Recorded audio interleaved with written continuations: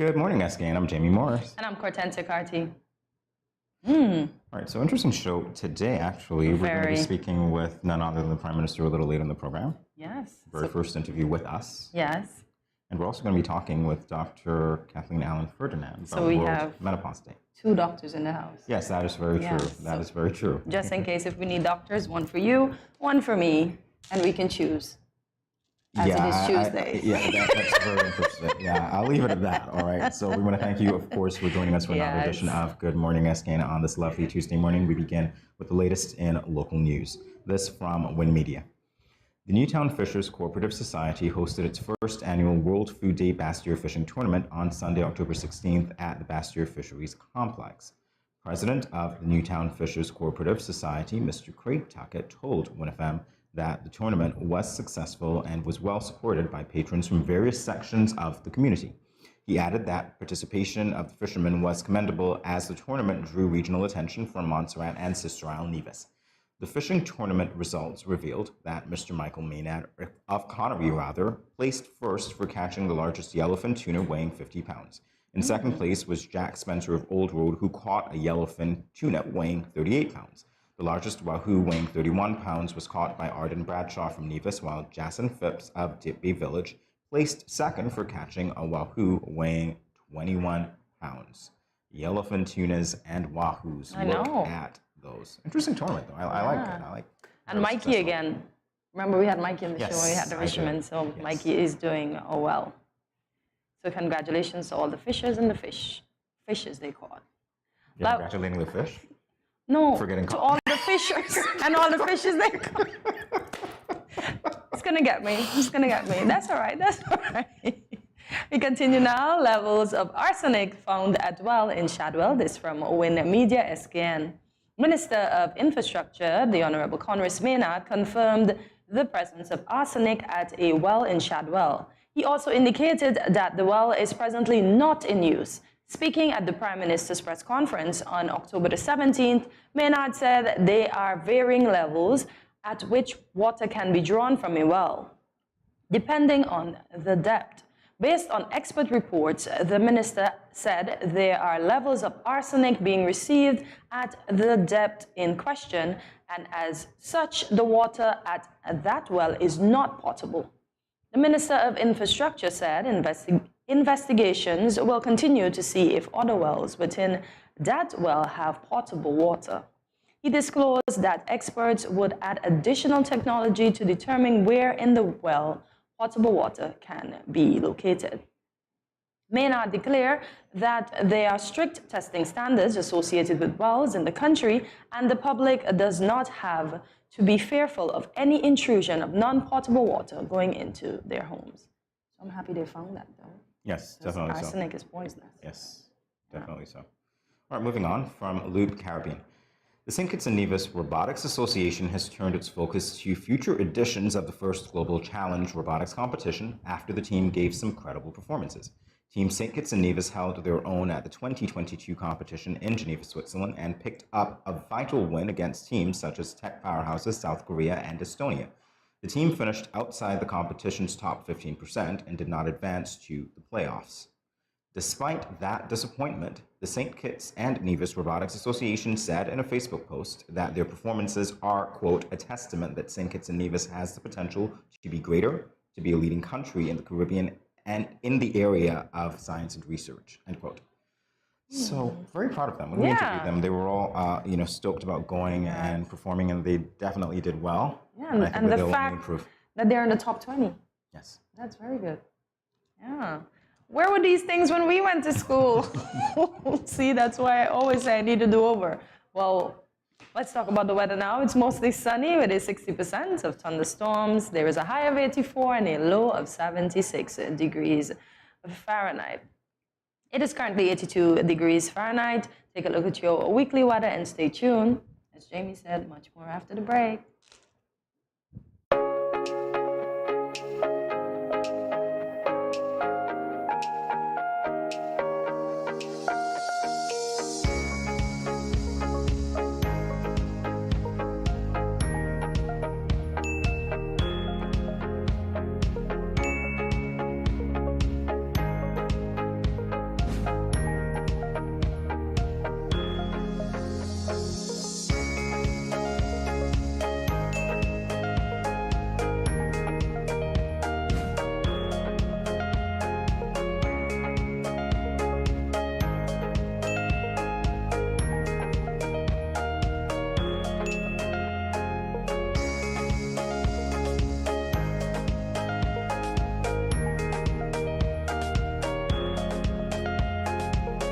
No cash, no card, no problem. Dad, embrace the freedom.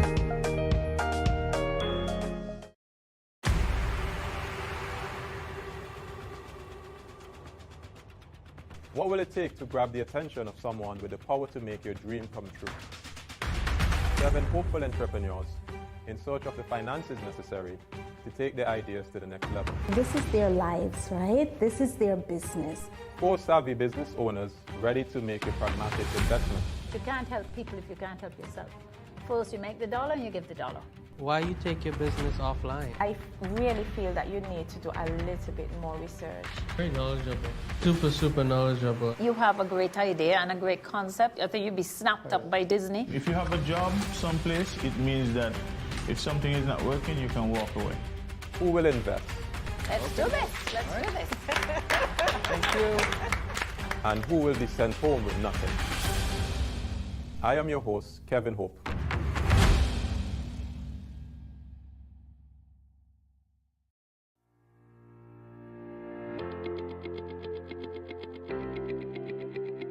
Dreamy Decor specializes in flowers for all events, from birthdays to weddings and any other special occasion.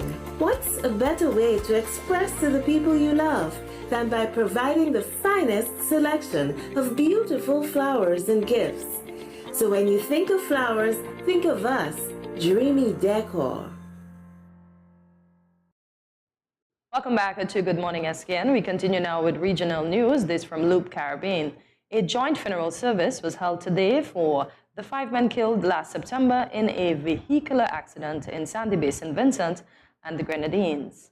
The bereaved community turned out in their numbers to pay their last respects to Giovanni Baker, Ishmael Bruce, Elvis Harrell, Colin Robin, and Kenroy Haywood. Among the mourners were Prime Minister Dr. Ralph Gonsalves and opposition leader Dr. Godwin Friday. The men were remembered by loved ones for their love of life, family, and hard work. In paying respects to the deceased, Friday hopes that the family will find peace as they continue to pick up the pieces of their lives that were shattered as a result of a tragic accident. Friday remarked, and quote, "It's sad. As human beings and fellow members of our Vincentian community, we mourn this loss with you. We cannot feel the pain as close relatives do or grieve as you would, but we feel it nonetheless," end quote. He urged the Clare Valley community to continue to rally around the grieving family. Empathy, sympathies. They look so very young, though, and that's the thing. I think this is it's not by natural causes. It's a vehicular accident, so I can only imagine how shocking it was for the families, and definitely grateful that the support is there from the Prime Minister and the Leader of the Opposition as well as the members of the community. All right, moving on to international news. This from ABC News. The German government said Monday that it is launching a new program to help bring about 1,000 people who are at risk of persecution in Afghanistan to Germany each month. The program is part of an agreement between the 3 governing parties. It provides a formal structure for the way German authorities were already handling applications from Afghanistan since the Taliban takeover last year. Officials said the program is aimed at Afghan citizens who are at risk because of their work for women's and human rights. Also eligible are journalists, scientists, political activists, judges, educators, and those persecuted for their gender, sexual orientation, or religion. Germany has given refuge to about 26,000 people from Afghanistan since August 2021. Many of those had previously worked for the German military or police during their deployment in Afghanistan. Well, this is a great program because refugees obviously are seeking quote-unquote refuge in places, and if they're being persecuted for one reason or the other, it's great that Germany is opening its borders, particularly when some of these people helped Germany. Yes, indeed, because some of them are in the military, some of them are in the police, And if Afghanistan is not realizing what has happened, brain drain. Scientists, educators, you keep losing those persons from your country, then who's going to help? Well, that's the thing, because I suppose when you were in that context, sometimes the intelligence is what breeds contempt, because then you question things, or there's a certain way that you think and you want to publish things and so on, and so it becomes problematic to the ruling authorities. Well, that being said, we are at the end of the latest for today, but coming up after this very brief break, we'll be speaking with Dr. Kathleen Allen Ferdinand about menopause on World Menopause Day. We'll be back in a moment, everyone. Stay tuned.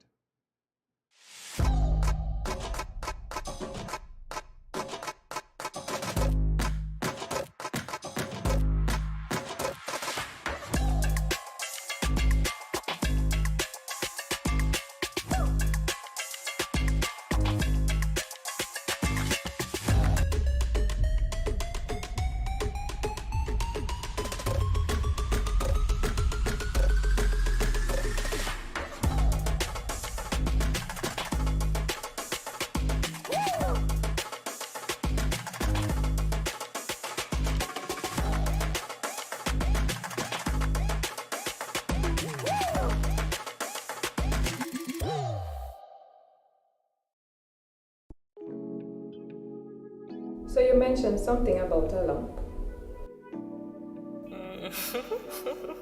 Babe, I just felt something on the left side of your breast. Tell me if you feel it. Do you do your self-breast examinations monthly? No, I don't. Well, women are supposed to examine their breasts once monthly. Let me show you how. When at home, you can check while standing in the shower or while lying down. Simply place a pillow under your right shoulder and your right arm behind your head. Using your left hand, move the pads of your fingers around your right breast, gently covering the entire breast area and armpit. Use light, medium, and firm pressure. Squeeze the nipple and check for discharge and lumps. I did find a lump in the upper left breast. I am not sure what this means. Therefore, I need to refer you to the DMO, or you can see your private physician. The doctor is going to examine you and recommend an ultrasound or a mammogram. Listen, not every lump is cancer. 80 to 85% of the time, the lumps found are benign. That means they are non-cancerous. Lumps in the female breast or armpit can be non-cancerous tissue growth or fluid buildup, or a number of things that can present themselves at various times. But sometimes it's a sign of cancer. That is why I am referring you to see the doctor. Okay, nurse. Thanks for your help.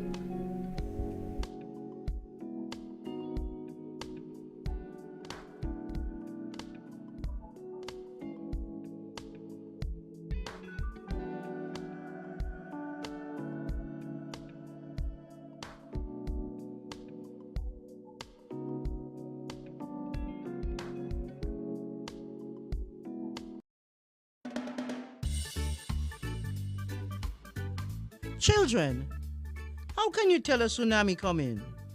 Teacher me. Sammy? My mother said when uncle jump in the pool and the water spoosh out, that's how you tell a tsunami coming. Settle down, children, settle down. Do you remember our tsunami song? Yes!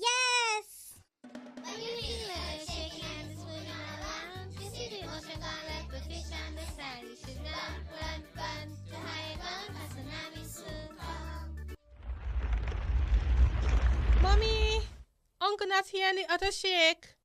Hush your mouth. Daddy, Uncle not here and the sea gone. Who cares? You don't see all them free fish? Quick, give me the bag. This is how you tell a tsunami a come. Teacher says so. I would have failed in school, you know. Sammy, come, let me go. They would have failed anyhow. Let me run, see Sammy. When you feel the earth shaking and it's moving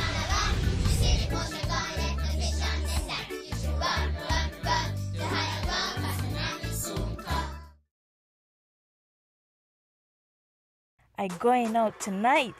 I got a hot date. He older than me, but I don't care. I like what he telling me. He say I look sweet and ting. What? You want me go home with him? Nice. Boy, I wonder if I'm ready for this. I notice he ain't got a condom, but I gonna go ahead, see? He might think me ain't like him or trust him. Plus, this my first time. Nothing gonna happen to me.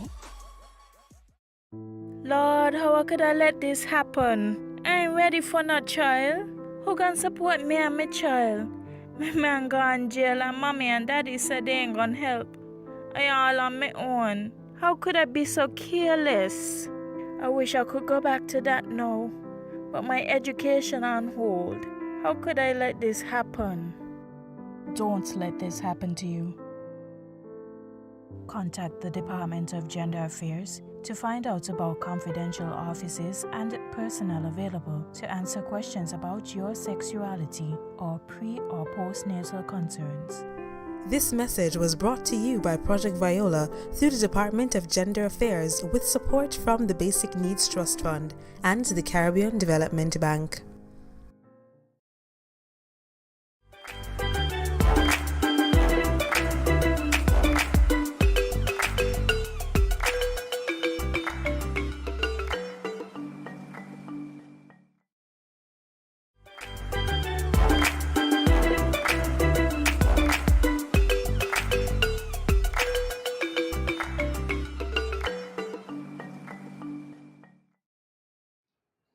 Welcome back to Good Morning SKN. Today marks the observation of World Menopause Day, an international day to raise awareness of menopause and the options for support in improving overall wellness and health. This morning, we have Dr. Kathleen Allen Ferdinand, Board Certified General Practitioner, here to discuss menopause and this year's theme, brain fog and memory difficulties in menopause. Good morning, Dr. Allen Ferdinand. Welcome to Good Morning SKN. Good morning, and thank you very much for inviting me to share in this day. It's our pleasure. So we're really excited, yes, can you tell, to interview her today for this segment. So would you please give us an overview of what menopause is? Well, that's an excellent first question, because menopause actually marks a point in a woman's life when, pardon me, when she ceases to have periods or the menstrual bleed for 12 months consecutively or more. And it marks the end of her reproductive cycle. Usually occurs around 50s, but it's a point. The period before that, leading up to that point, is called pre- or perimenopause, and the period of her life after that is called postmenopause.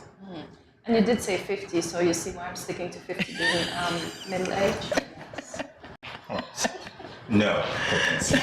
All right, so speaking, Dr. Ferdinand, to perimenopause, when does it typically occur and what are some of the signs? Yes, so perimenopause, I think, is the thing that most people dread, although they usually call it menopause, because it's that period of change in a woman's life. So you've been going along quite well since menarche, or the onset of your period, and all of a sudden things start to work differently.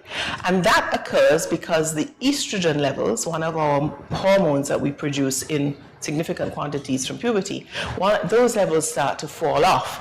Usually starts around 35, and the hormone levels start to fall off, and these manifest in different ways. The common ones, and there are hundreds of symptoms, but the common ones are irregular periods, hot flashes, particularly night sweats, mood swings, irritability, joint pains, headaches, and these become more and more frequent as the estrogen levels fall off, eventually leading to the point where you've had no period for 12 months, and then you say, at last. At last. At last. Do women really say at last? Because with all of those symptoms that you just say, especially the hot flashes that I hear yes, women complain about. Everyone doesn't experience every symptom. Okay. And we say at last because we've got to the point where we've done all the reproduction that we need to do. And now we're actually on the level with men where we can have a great life and not have to worry about getting pregnant. Oh, okay. And the men are happy not to deal with the mood swings, by the way. But we speak about menopause, right? Because it encompasses both men and women. What about men? How do men experience menopause, since we are on that topic? Well, I actually don't think that they do. Okay. They have, because although we both have the same hormones, estrogen, progesterone, testosterone, to name a few, and they're in different amounts, I don't think men experience menopause in the sense that we make it. I mean, they don't have periods. They're not the ones who, carry the children.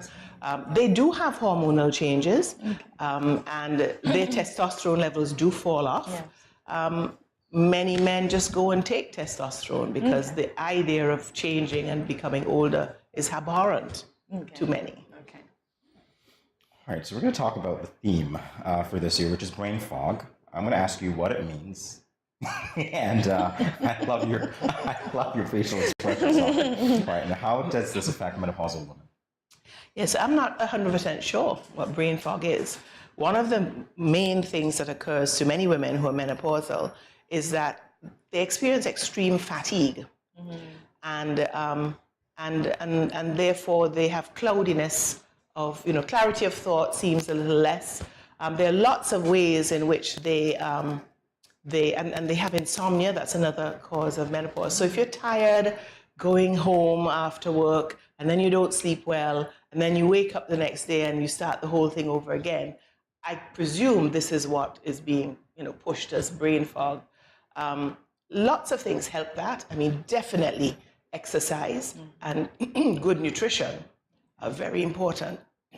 A lot of vitamin and supplement replacement do purport to address this, but I am not 100% sure that I am very clear or, satisfied with that terminology.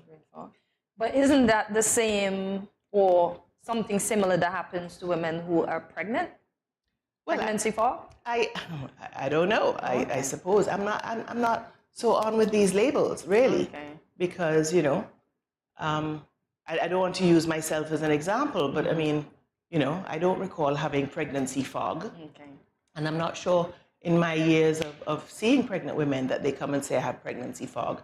So I'm a bit cautious about these little, All right, so, well, this is a question that I think you've answered before, but I'll ask it anyway. And I know it's different for many women. It's about the length of menopause. Yes. Yeah, that is challenging because it is as individual as women are.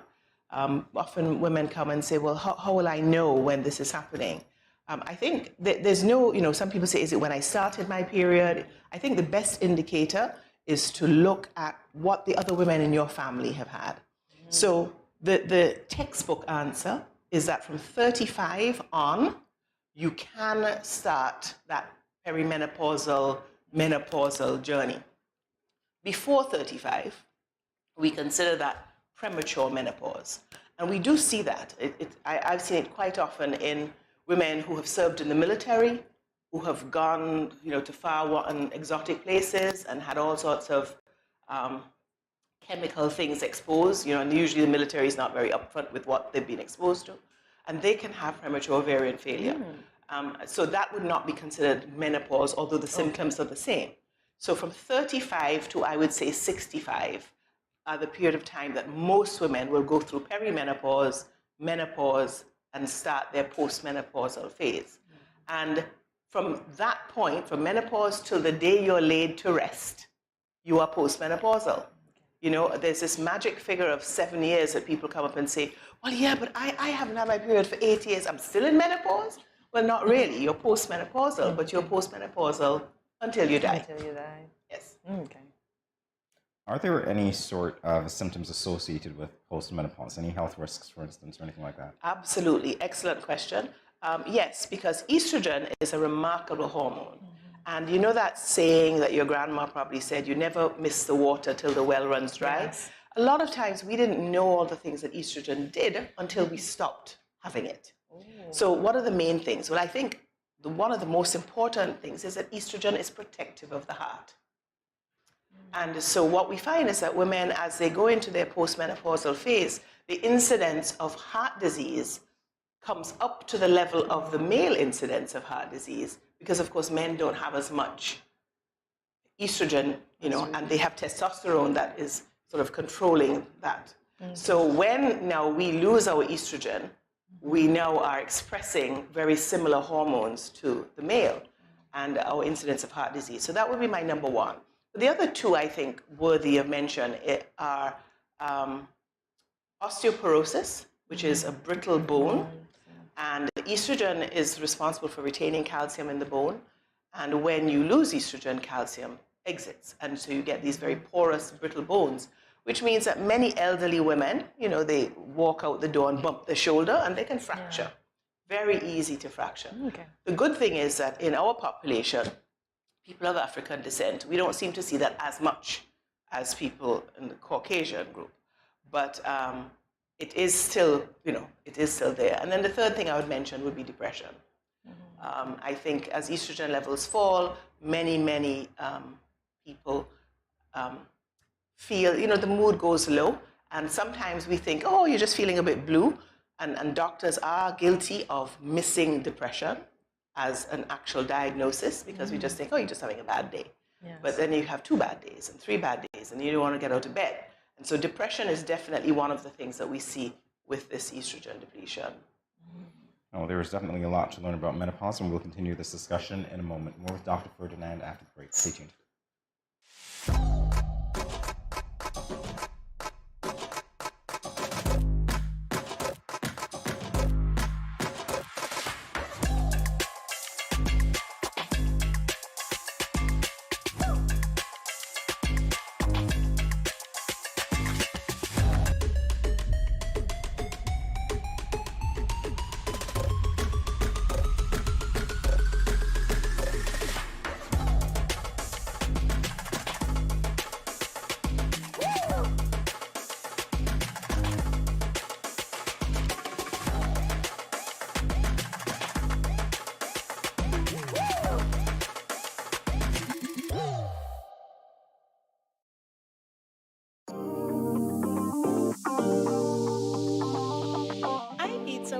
For dinner. Let me just check the amount of sodium in this can. Oh no, this is too much. Let me try our next option. They did say it's healthy to consume less salt. This is much better. I am salt smart.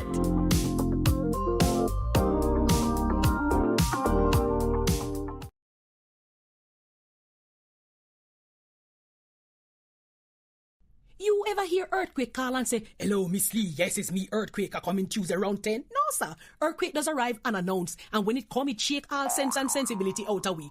Remain calm, stay inside, and do the DCH. Drop, cover, hold on. Once the shaking starts, you know it's earthquake. Make a quick move to a safe place. Don't run to the doorway or any exit. Stairs might block up or full of people. Elevator, avoid that, because you might get in and poof, power gone, and you're stuck in that box without ear. Take cover under a strong table or a bed, or crouch against an inside wall or in a corner, and cover your face and your head with your arms. Remember, DCH, drop, cover, hold on. Glass windows and doors, outside walls and doors in an earthquake, bad news. Take care of yourself. Most injuries during earthquakes happen when something drops and hit people entering or exiting a building. Last thing, don't want to run outside and ask, you feel it, you feel it? Remain calm, stay indoors until all the shaking stop, and do the DCH, drop, cover, hold on.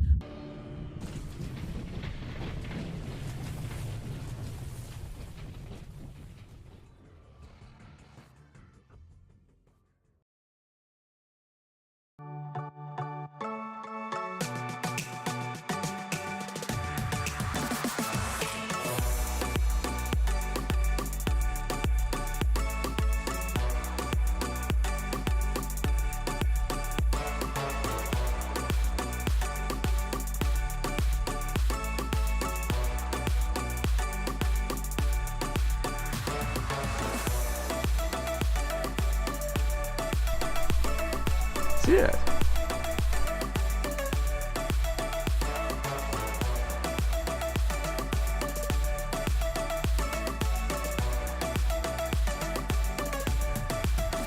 An exotic experience Who come in?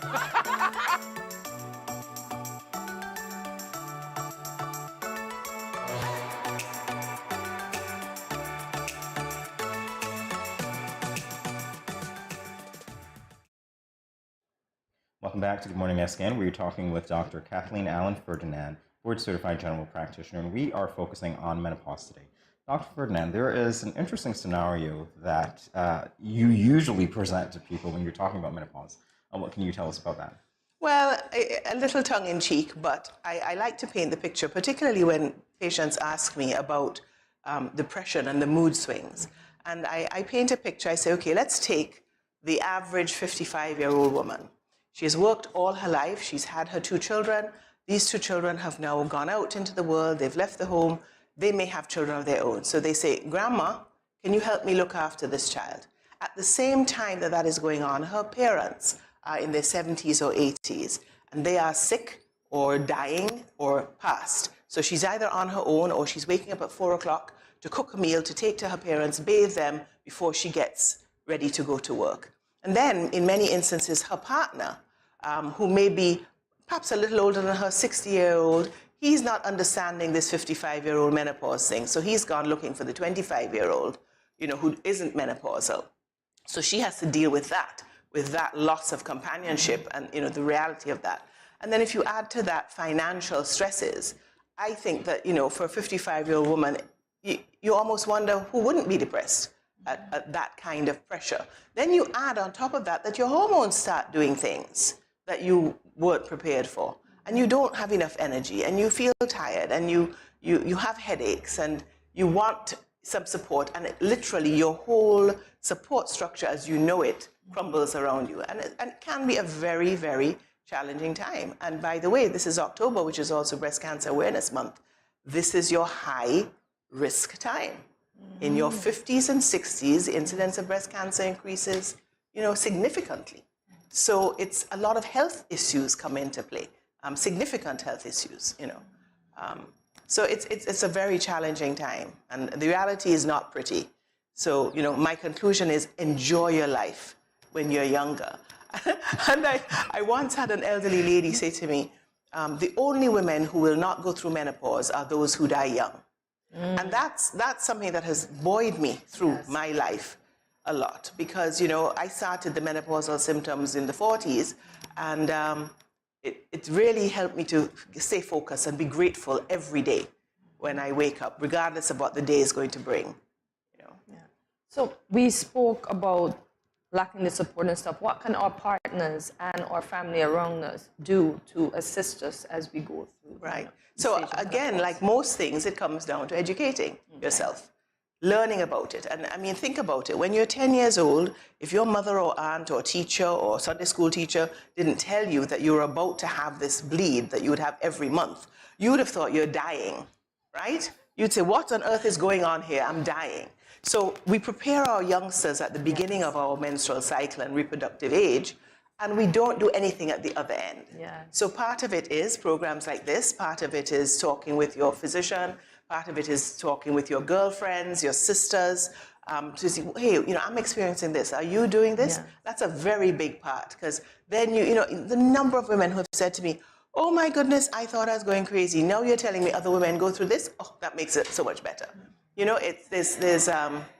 There's definitely help in talking about it and preparing for it. And I have a checklist that I use in my office, and when I give it to patients, I say, you're not going to experience all of these things, but let's go through this list and see what you're experiencing. And they're amazed. And then I tell them, take that list home and share it with your partner. And so when you start involving your partner and say, listen, I'm in my 40s, I'm noticing I'm having hot flushes at night. This is my reality, and understanding partners go a long way to helping. If, however, the partners just think it's life as normal, this is the 24-year-old I started dating, and it's life as normal, then both of them are in for a shock. Wow, okay, that's a lot to process. Good information. Thank you. Yeah, despite my making light of it, I know this is very serious. So I want to return to cognition for a second. What menopause-related factors appear to influence cognition? Well, so memory loss. Memory loss, I think, is one of the common things. And there's simple things. You plan to do these 7 things, and when you get home at the end of the day, you've done 3, and you go, oh my goodness. So how do you deal with that? Well, you have phones, you have notepads, you jot them down, and little things like that. So those are the simple things. Where did I put my keys? Has anyone seen my keys? That kind of thing. However, you must not confuse that with the fact that as you get older, there are cognitive dysfunctions that do develop, that are separate illnesses. We know dementia, Alzheimer's. So you have to be, again, able to have a conversation with your doctor to say, is what I'm experiencing just normal change in menopause, or is this something I should be concerned about? But I write notes like crazy, and then I can't remember where I put the notes. Ooh. If I was savvy with the technology, I would use my phone, I guess.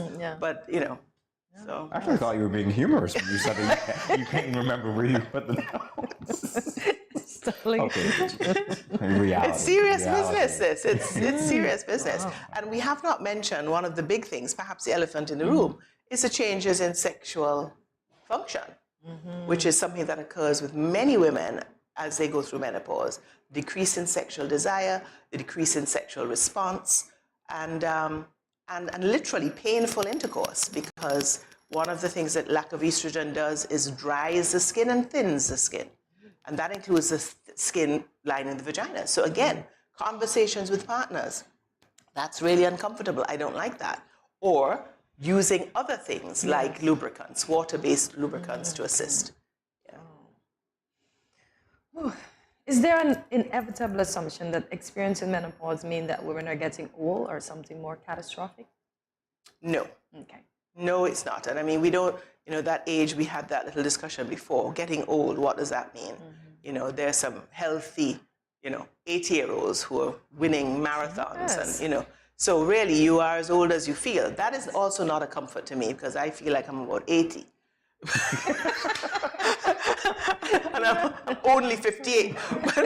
But I would say no, you shouldn't make assumptions. Okay. And the main reason for that is that this whole barrage of symptoms, many women don't experience any. Okay.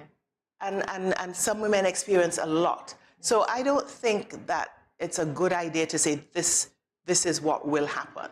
Okay. I once knew an elderly lady who told me all she remembers about menopause was she'd get headaches and she would take a shot of rum, have a hot shower, and go to sleep. And that was it. Nothing else changed in her life other than that. So, that's... Everybody deals with it differently. Yeah, we know you like the shot of rum. I'm just wondering about the correlation here. Hey, anyway, that is fun. But different people have different ways of coping with things. And definitely, I want to say, Doctor, this conversation has been really enlightening for me. I appreciate your candor and your humor as well. And I do want to thank you for stopping by and sharing with us all about menopause and the changes that we can expect, not only from women, but our partners, because I'm not a woman, as you can tell. Thank you so much, Doctor. Thank you so much for having me. Our pleasure indeed. Come again soon. Thank you. You're welcome. GMSK Nation, stay tuned. Much more after the break. Hi. If you are a smoker, please pay attention to this message. According to the World Health Organization, there are 1.3 billion smokers in the world today, and tobacco kills 1 out of every 2 smokers. Did you know that there is enough nicotine in 5 cigarettes to kill an average adult if ingested whole? There are more than 7,000 chemicals in tobacco smoke, of which more than 250 are known to be harmful. More than 69 are known to cause cancer, and 16 are classified as Group 1 carcinogens. Smoking kills. Are you ignoring that warning every time you smoke? Please stop. Smoking can lead to severe health complications and even death. It affects almost every organ in the body, especially the lungs and heart. It raises blood pressure, increases blood clots, and increases the risk of stroke, heart attack, and cancer. It is hard to quit smoking, but it is not impossible. Don't let tobacco destroy you. Remember the 4 Ds to curb your tobacco cravings. 1. Delay. Set a time limit before you decide to smoke. 2. Drink water. Go get a drink before you do anything else. 3. Do something else. Have a goodie bag handy of other things to do. And 4. Deep breathing. Take at least 10 deep breaths every time you think about smoking. Quit smoking and live a longer and happier life. This message is brought to you by the Ministry of Health, St. Kitts and Nevis. Let's face it, most parents or guardians don't want to think about their teens having sex, let alone contemplate the possibility that they might get pregnant or get someone pregnant. Teenage pregnancy is a situation that involves female adolescents. A teenage female can be pregnant as early as age 12 or 13, although it is usually 14 and older. The fact that teenagers become pregnant is related to many factors. Here are some tips to decrease teen pregnancy. Teach teenagers comprehensive sex education. Target messages at teen boys, not just girls. Get the whole community involved. Encourage mentoring, parental involvement, and support. This message was brought to you by Project Viola through the Department of Gender Affairs with support from the Basic Needs Trust Fund and the Caribbean Development Bank.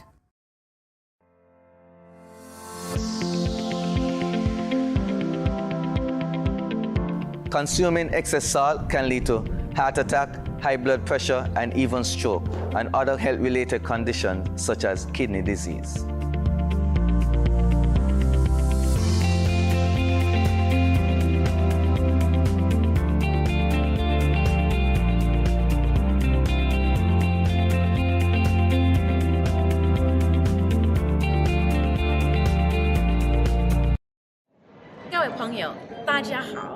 Greetings, my lovely people. I'm Chantel, residing in Taiwan. 12 hours time difference. It's nighttime here, morning time in SK. I'm busy and on the go. However, I always manage to keep up to date with what's happening in SK. All thanks to Good Morning SKN. Good morning SKN. Ciao, bango!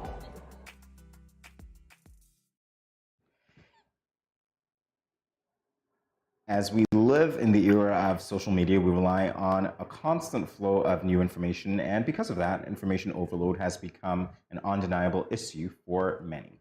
Today, Cortensi and I will be helping you to loosen up with some tips and strategies to help overcome and prevent information overload. So first, let's look at this interesting video.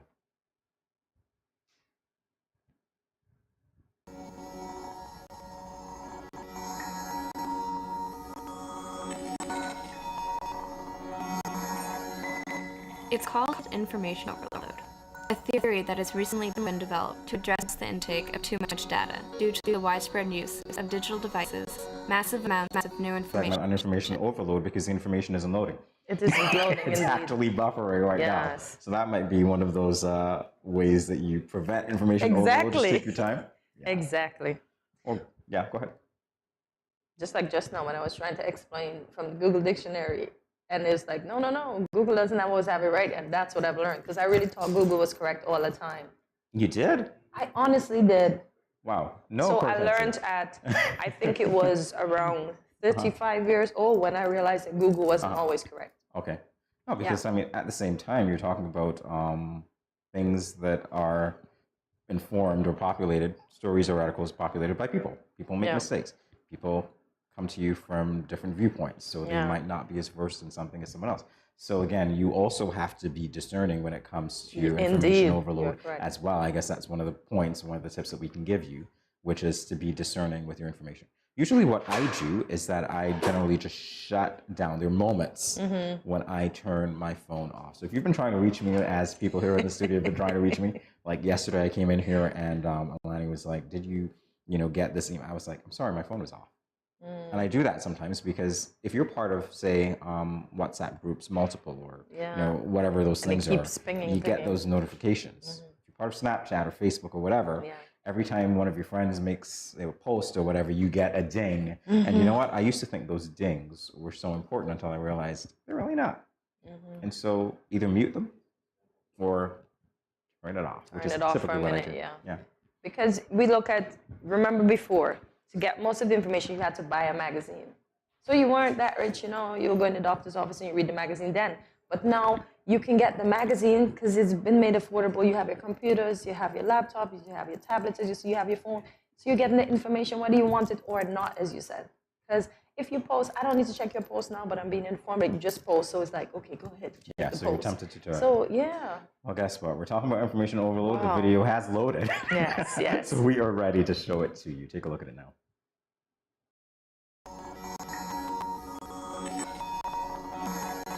Called information overload, theory that recently developed to address the data due to widespread digital devices, the events of new information, and the ability to transmit information so quickly. It's truly fascinating that I'm content to have information overload doesn't want to work for us today.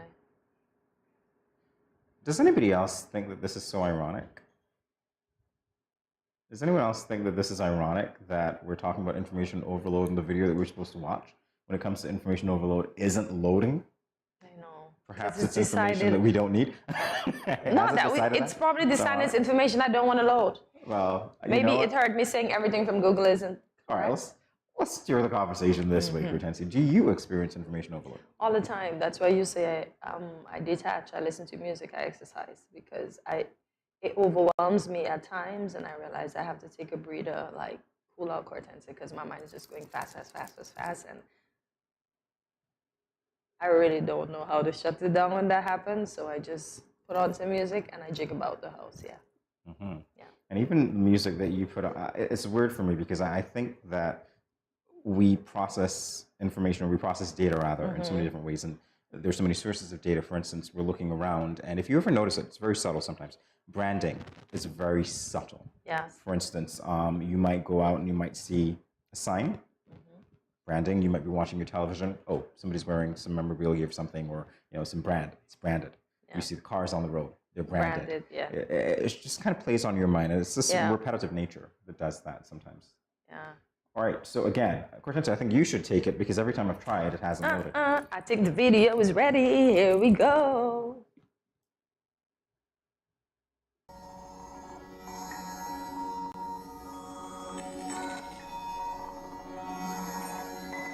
It's called information overload, a theory that has recently been developed to address the intake of too much data due to the widespread use of digital devices, massive amounts of new information, and the ability to transmit this information so quickly. What's truly fascinating is that Americans spend half of their year consuming information. That's 182.5 days of straight data consummation. If I break it down, the average person consumes information for 12 hours a day, taking in 100,000 words a day, which is 201 letter-sized pages of text, single-spaced. The scariest part is that when only read, we remember 10% of this information. The stats on the internet seem decent, with the average person spending 32 hours online a month. During the same time, 30 billion new pieces of content are published on Facebook. That's 3 with 10 zeros. In terms of emails, the average professional receives at least 100 emails a day. No wonder why Yahoo's survey found that 1/3 of people would rather clean their toilets than sort through their inboxes. What's more interesting is that the average professional checks their inboxes 30 to 40 times an hour. The 21st century is clearly redefining multitasking. In a college lecture, students open twice as many distractive windows on their laptops as productive windows. For every 100 productive windows, students also opened 27 email windows, 33 surfing and entertainment windows, 43 instant messaging windows, 87 operation system windows, and 19 miscellaneous windows. The question is, does multitasking work? Research states that 1 in every 40 people are able to multitask without performing worse at either task, which means a mere 2.5% of people are what they've coined supertaskers. So what does this mean for the rest of us? Our brain can process 100 trillion instructions per second, while our working memory can hold between 3 to 4 tasks at a time. Multitasking has been a large contributor to information overload, which in turn has been a large contributor to our country's deficit. It's estimated to have cost the US economy $900 billion annually since 2008. $900 billion a year. I could go to space with Virgin Galactic 4,500,000 times with that money. So what does this all mean? Well, for starters, it means we've become digital junkies. But the real question is, how do we fix this? We need to learn how to limit ourselves. We need to turn off our cell phones, our laptops, our iPods, even if it's just for an hour. We need to read books. We need to embrace the time it takes to complete a singular task. We need to go outside and enjoy nature. Essentially, I think we need to unplug.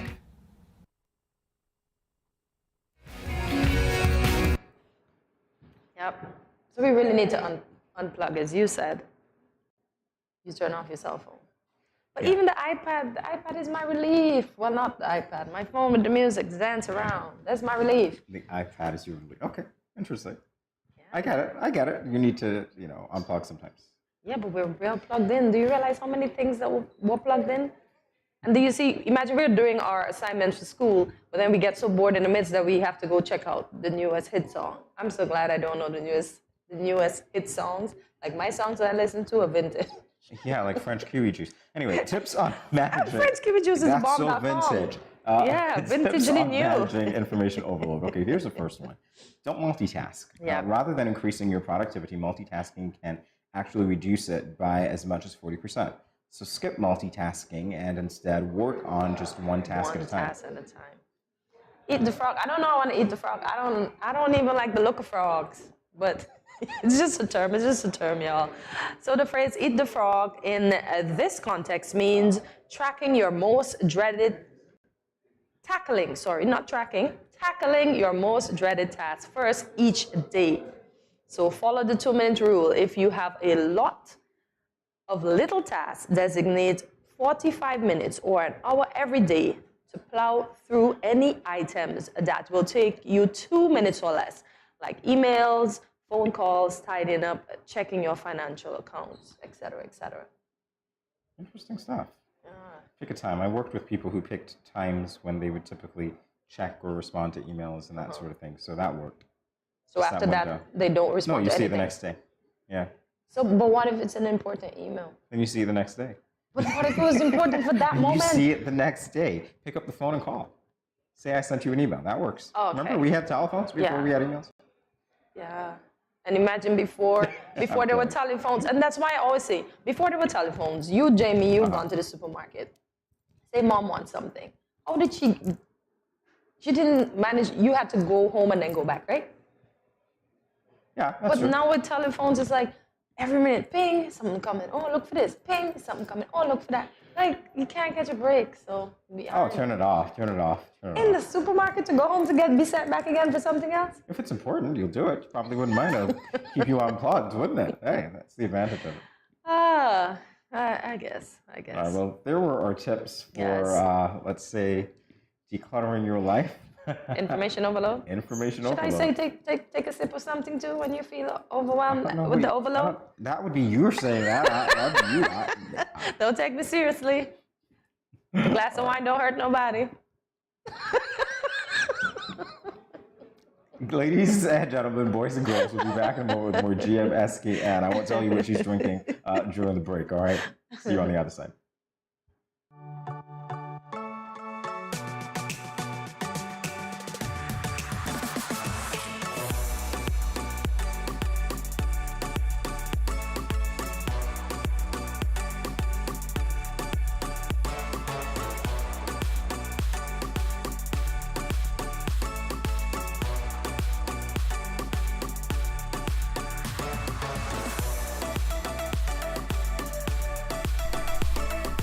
Yeah.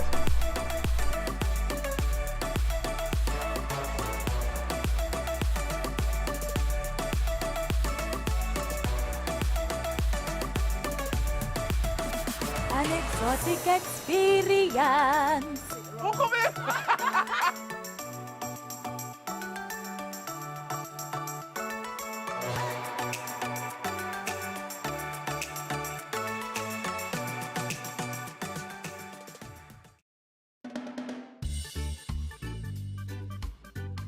Children, how can you tell a tsunami coming? Teacher me. Sammy? My mother said, when uncle jump in the pool and the water spoosh out, that's how you tell a tsunami coming. Settle down, children, settle down. Do you remember our tsunami song? Yes!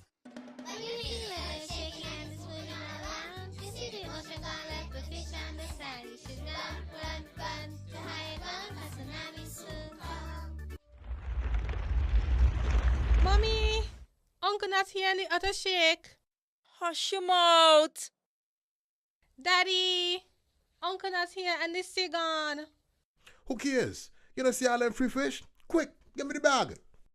This is how you tell a tsunami a come. Teacher says so. I would have failed in school, you know. Sammy, come, let me go. They would have failed anyhow. Let me run, see, Sammy?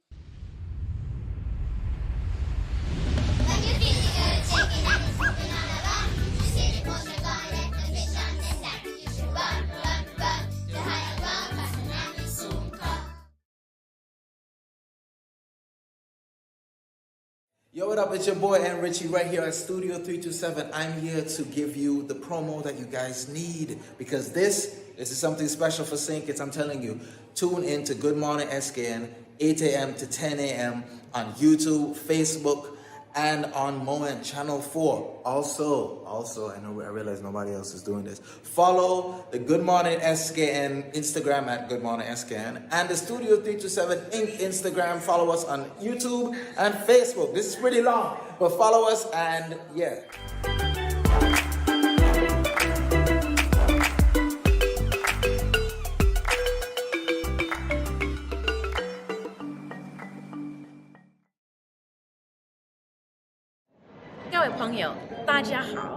Greetings, my lovely people. I'm Chantel, residing in Taiwan.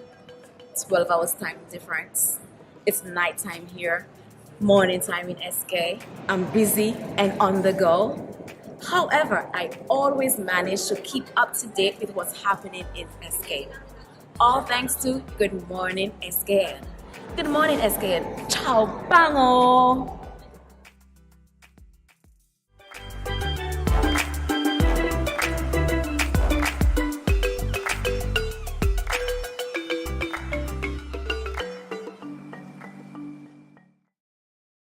Our next guest is someone we're sure everyone is looking forward to hearing from.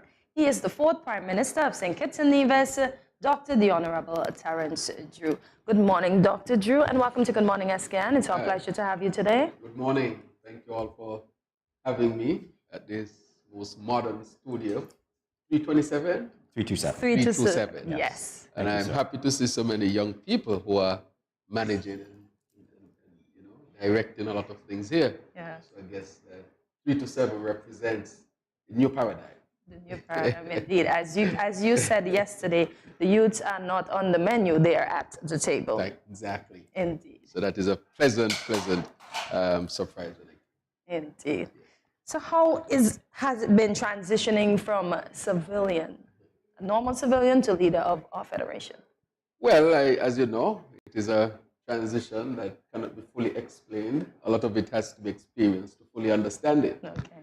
But it's a tremendous type of transition. The responsibility that you are now really leading a country, and of course you have that responsibility of making sure the country does well. Mm-hmm. And even apart from that, the responsibility itself, I think the adjustment to security and privacy and so forth, that is an adjustment in itself. I just can't jump in a vehicle and drive down the road and go into the supermarket and pick up something. Okay.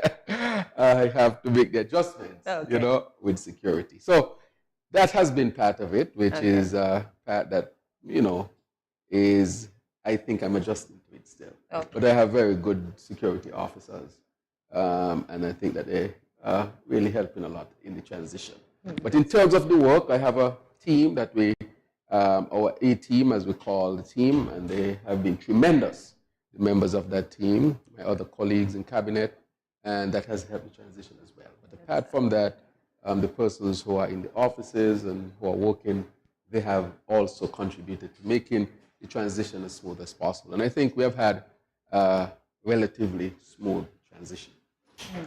Good stuff. Glad to hear.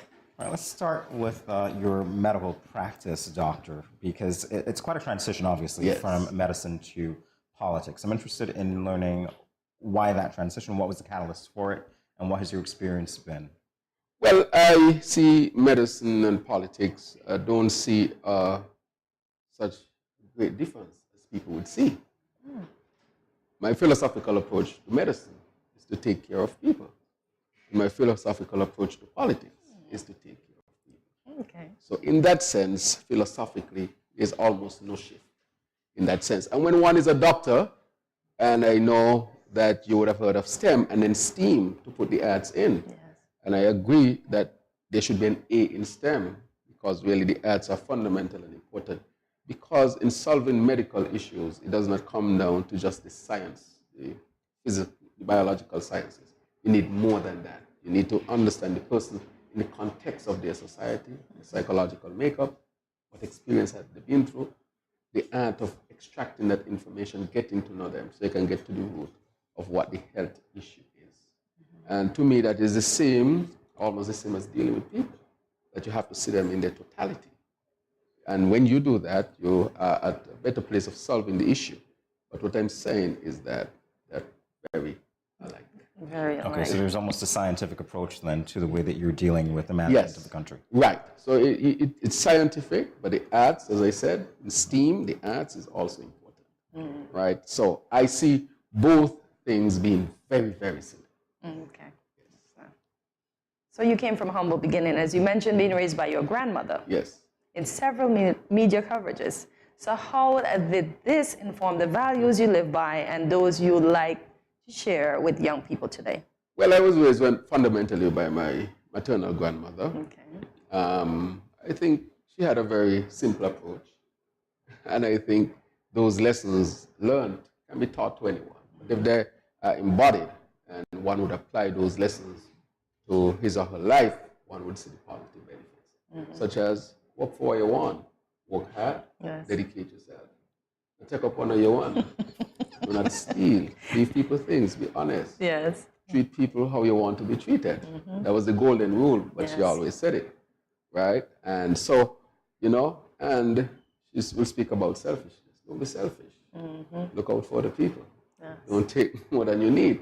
I mean, they sound like simple words that you would leave with me, but when you look at them and if you want to study them, you'll realize that they have a tremendous amount of information carried with them, but they have a moral basis as well that can really help to form one's own outlook on life, the way one treats life and deals with life and people. So I would say those are the simple lessons, but they are simple, but they are deep at the same time. Okay. Were lashes included too? Did you get licks? Well, of course. I just needed that. You got to get some now and then. Okay. I don't think she was one who liked to beat. But I remember being beaten a couple of times. One, I left a towel on the bed. And she used to say, never leave a towel on the bed. And she came to the school to look for me. Took me out the school, carried me home, of course, with some legs, and take the towel off the bed. I don't think I ever left a towel on the bed. No, not after that. Not after that. That was one. And another time, I think I reached school late. Ooh. Yeah. And she came to look for me. So I couldn't be late for school. And so those are the simple principles I grew up with. But as you grow older and you mature, you realize how fundamental those little things are. I saw a soldier give a whole speech on making a bed. I don't know if you ever saw that one. He was a general, and he was giving a commencement message, and it was, make your bed.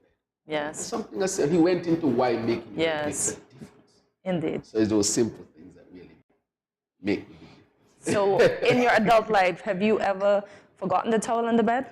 Well, return home and remove it? Let me see. Yes. Okay. Well, every time I do it, I'm very conscious. And if I do it, I say, no, I have to do it.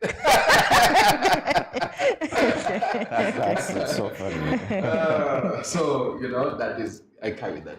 Good stuff. Yes, and punctuality as well. But I'll say about punctuality in St. Kitts, it's much more difficult than when I was in the US, for example. Okay. Everybody knows everybody.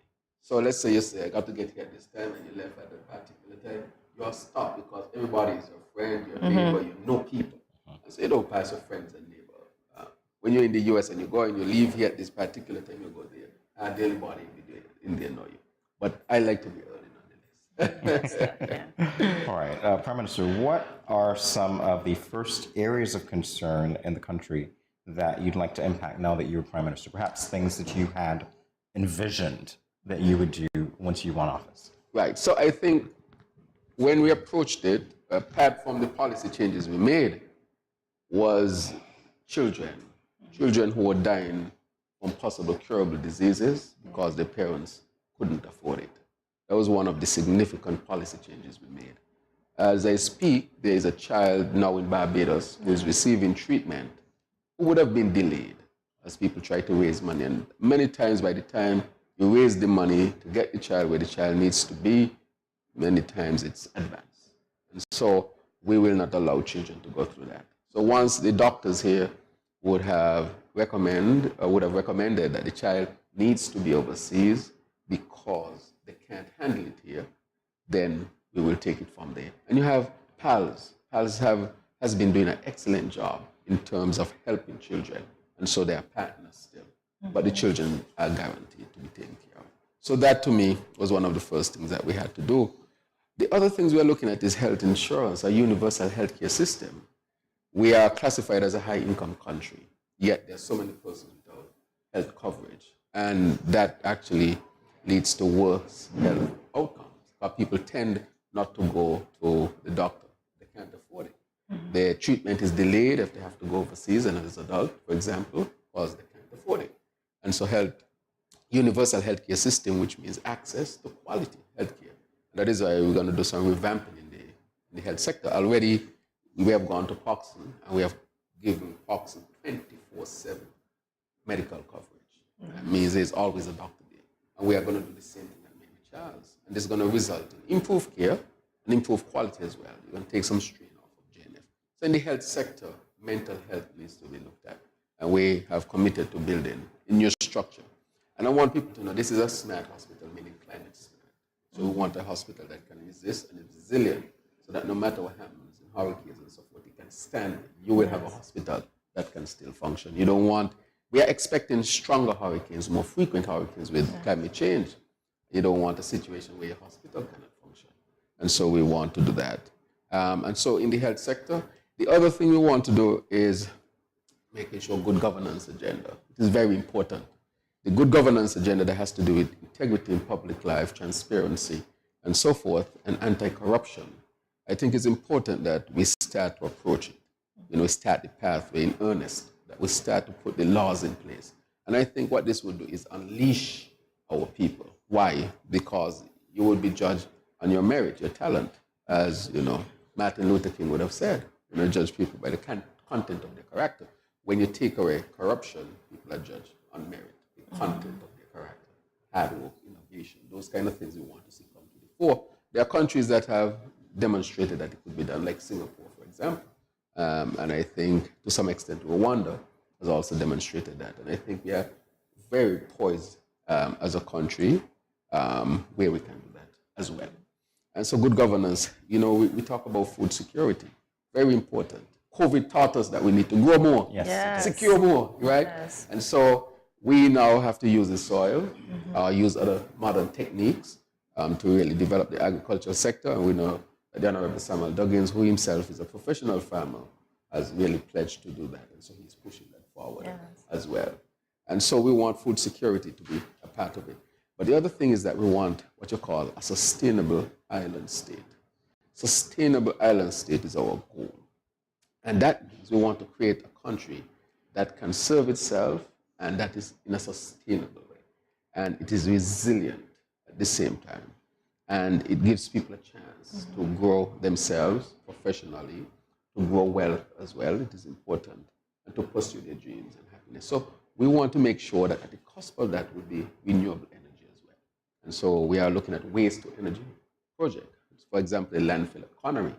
After we convert that into waste to energy, solar energy. We have now the st.kitts, the federations, the federal government is now partnering with the NIA to bring about the renewable energy source, geothermal. That was a matter that had been back and forth, but we have gone in and we've said, look, we need to get this resolved. And the prospect from it looked very, very good. The prospect looks very good in the sense that we'll be able to power St. Kitts and Nevis and export energy. So that in itself, and we're looking at solar energy as well, looking at options of how we're going to do it. So we want renewable energy and to really create a negative carbon footprint as a country and really to demonstrate to the world that it is possible. But we also want to make sure that women and youth have opportunities and real opportunities, and we move as far as possible the barriers of oppression and suppression. For example, our cabinet has 3 women. It is the first time that a cabinet in our federation has had that. That in itself is a historical thing. And we have also made sure that we include youth on boards, yes, and of course in parliament and in the cabinet. Our younger senator is around 30 or so. She's a cabinet with a ministerial role. So, and women, you'll see throughout, would have their real opportunities. And so we think that when youth and women are the groups in society that would not have had the opportunity, now getting the opportunity, that again unleash a potential, yes, that would lend positively to the advancement and development. So that is very, very critical part of it. So we have been able to achieve youth at the table. And as you said, you're not at the table, you're on the menu.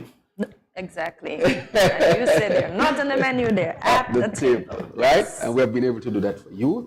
We have been able to do that for women. Yes. And as we lay this new foundation of how we're going to operate, I think people would see the actual tangible benefits from this.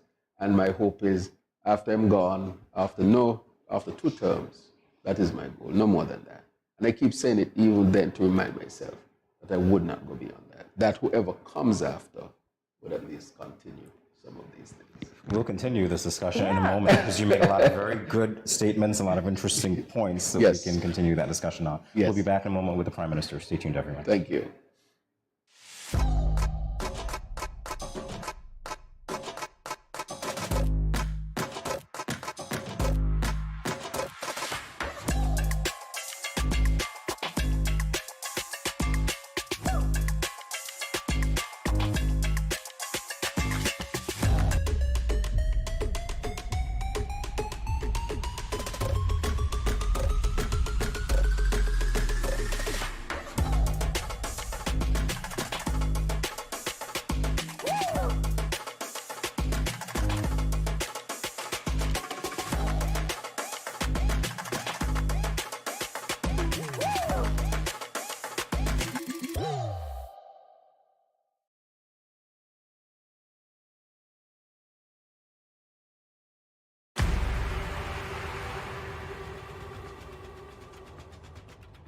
What will it take to grab the attention of someone with the power to make your dream come true?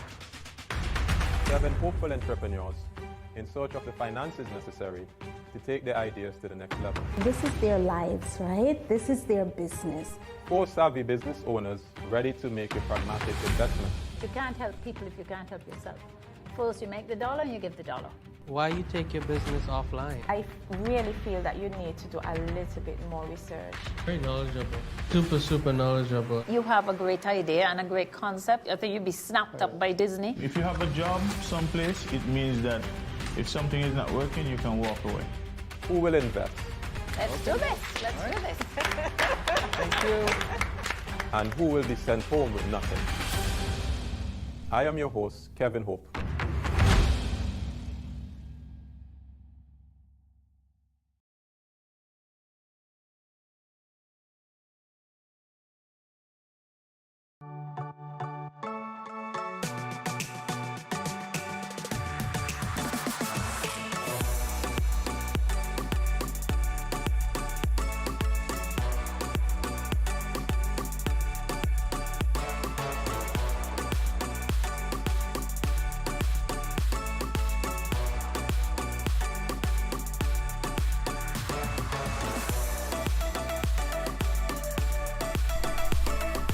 Serious.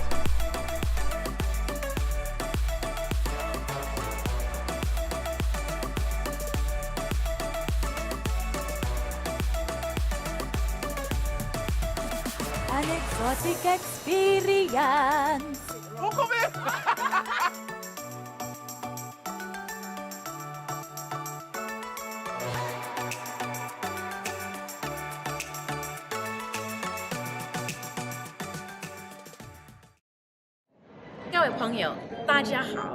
Greetings, my lovely people. I'm Chantel, residing in Taiwan. 12 hours time difference. It's nighttime here, morning time in SK. I'm busy and on the go. However, I always manage to keep up to date with what's happening in SK. All thanks to Good Morning SKN. Good morning SKN. Ciao, bango.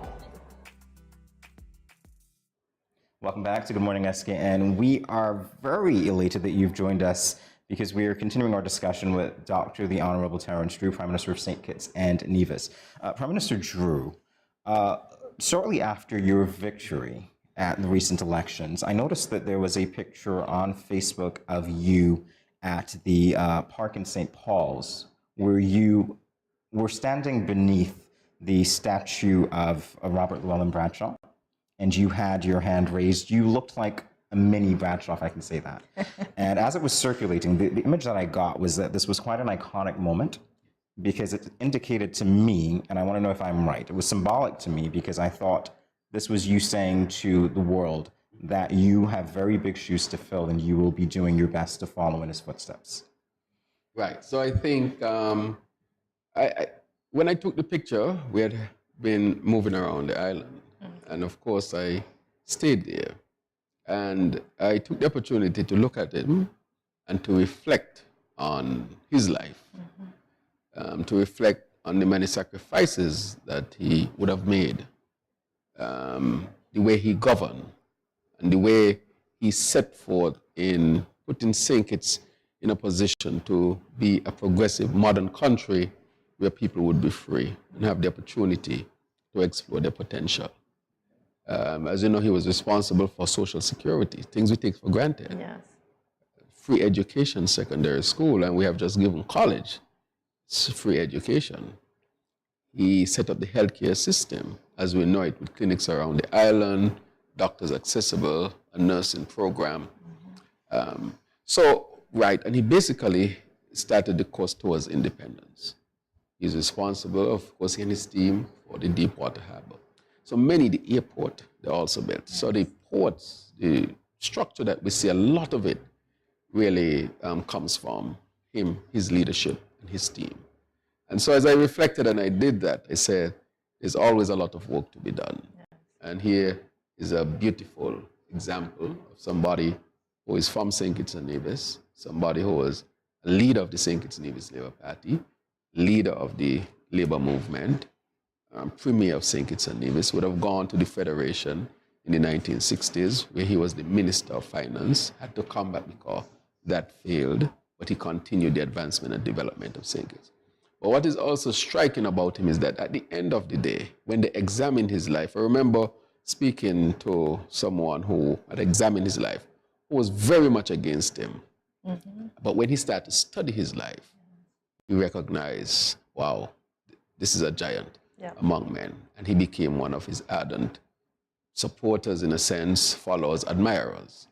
And so that means he lived and governed in a way that when examined centuries, well, at least decades after, people would see the value of what he contributed and also come to know that he was great indeed in delivering for the people. So that is what was on my mind. Those things were on my mind, and those things are the things I reflect on, even in carrying out this tremendous task of leading the country. Okay.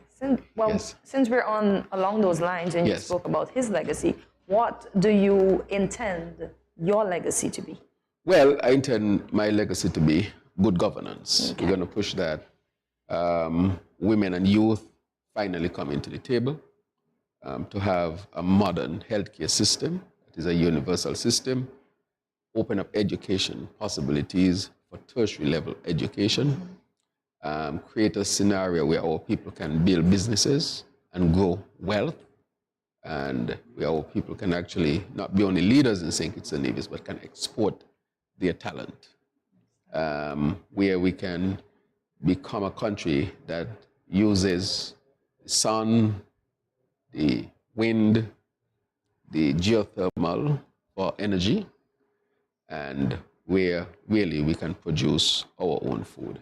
So I think we can set a path for those things. Okay. And that is what I intend to do, intentionally put those things in place. I'll help to establish the foundation with the team and others who have the same mind, so that we can really get this tremendous task done. So at the end of the day, that is what I would like to leave, so that somebody else can come after me and build on something. And 2 terms is enough to do that. To set the foundation. I don't think so, but we have to.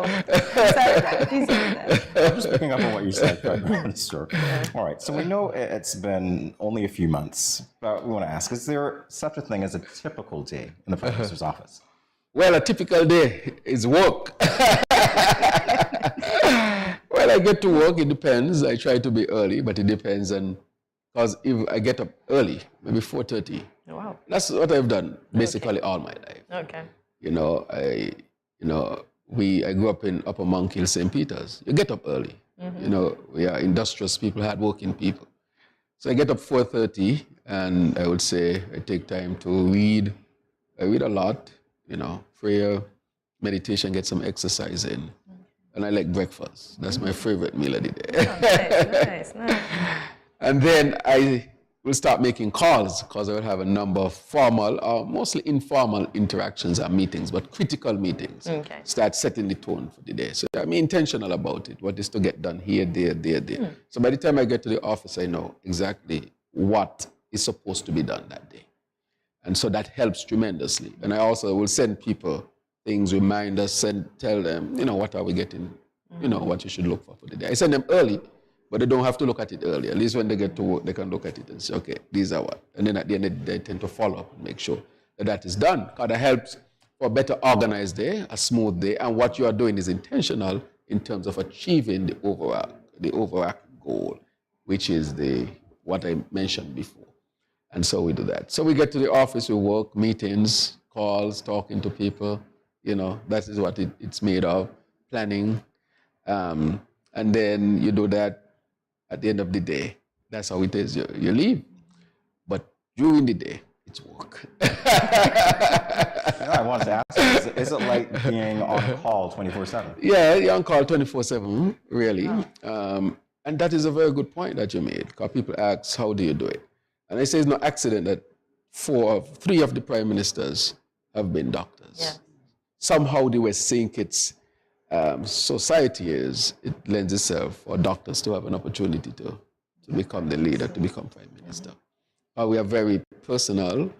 It's the management of personalities and people, understanding people, keeping cool when everybody else thinks it's a lot of pressure, but you keep cool because you have been fashioned in a way to operate like that. So as I say, call 24/7. So I tell people the hours might be a little less.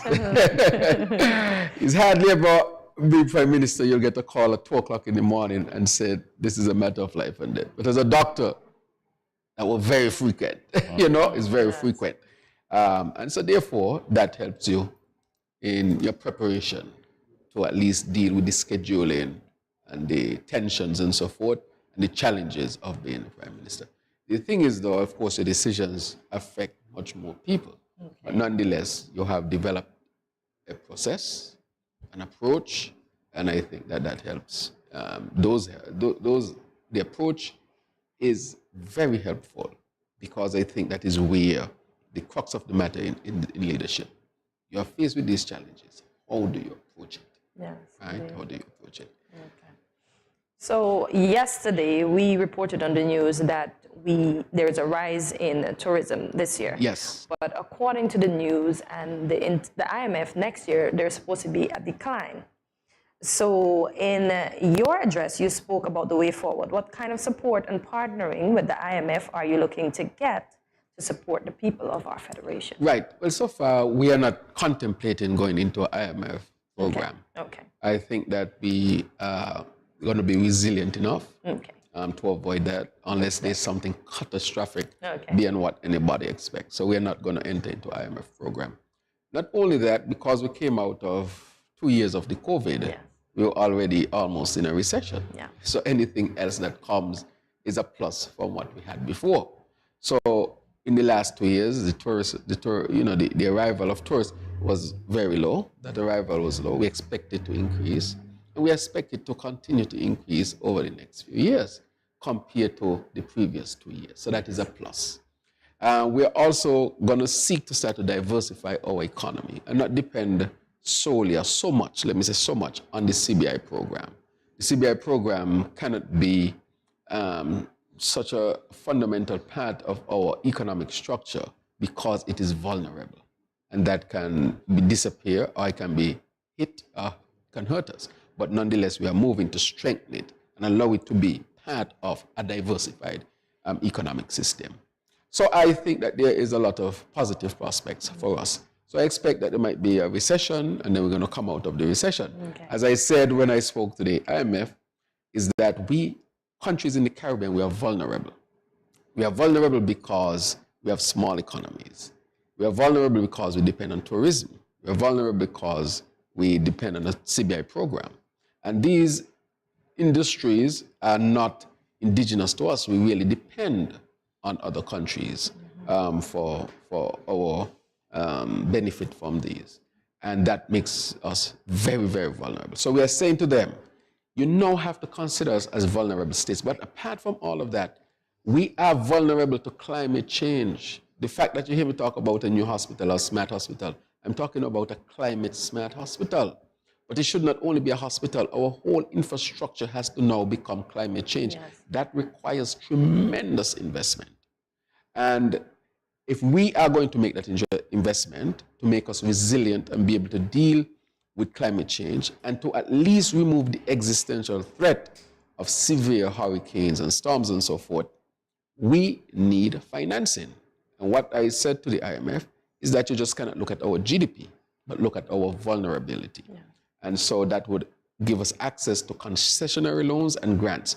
We don't have access to grants. We don't have access to concessionary loans.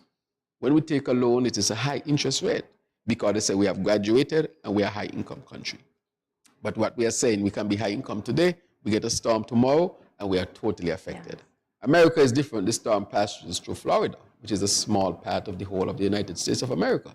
But if that same storm were to pass the St. Kitts, it's the whole of St. Kitts. It's affecting. And as a result, we are much more vulnerable. And our vulnerability must be calculated when you consider whether we should have access to grants or concessionary loans. But nonetheless, we are going to do what we can do, partnering with the region and the international community to make us as resilient as possible. Thank you for answering these questions, Prime Minister. We'll be back in a moment with the Prime Minister. Don't go anywhere. Seated.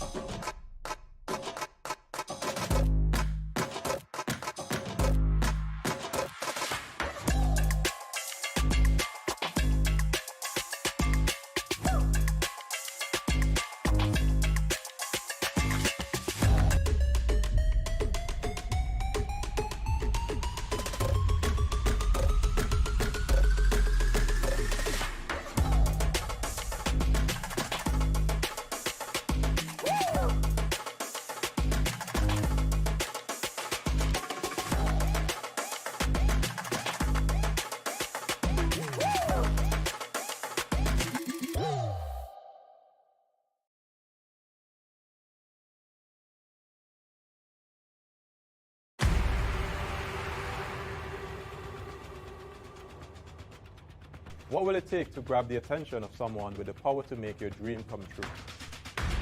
7 hopeful entrepreneurs in search of the finances necessary to take their ideas to the next level. This is their lives, right? This is their business.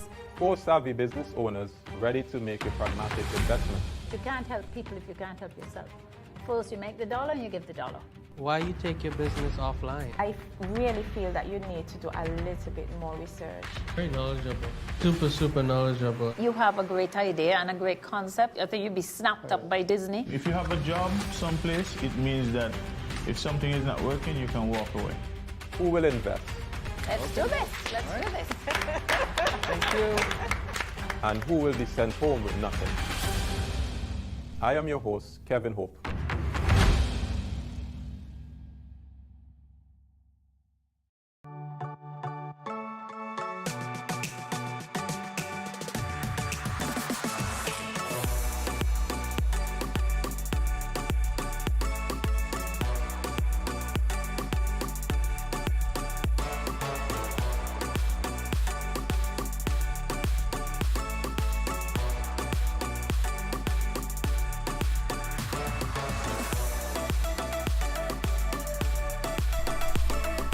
Yeah.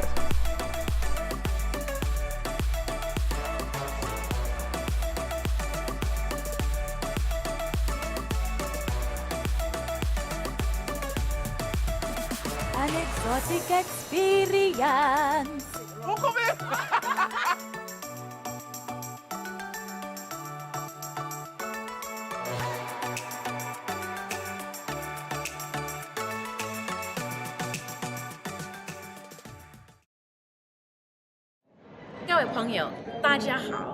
Greetings, my lovely people. I'm Chantel, residing in Taiwan. 12 hours time difference. It's nighttime here, morning time in SK. I'm busy and on the go. However, I always manage to keep up to date with what's happening in SK. All thanks to Good Morning SKN. Good morning SKN. Ciao bango. Good morning, SKN. This is Lyrical. I just want to say blessings to you. There are a happy place in the life if you live in there. A happy place in the life if you live in there. Cause them at a happy place in the life. And they can't change. And they just come out here to do right. So whether day or night, they will never ever change. Blessings, blessings, and blessings.